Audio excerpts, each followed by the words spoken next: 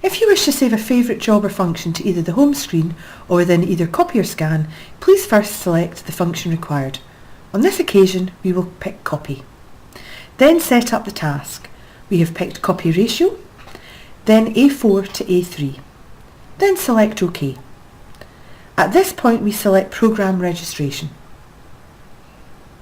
Then a program number, and then input a job name relevant to the task. You then have the option to cancel the registration, register to the home screen, or finally to the favourites area within copy or scan. You will now be prompted to log in as an administrator with your password. Once this has been completed, the task has now been registered.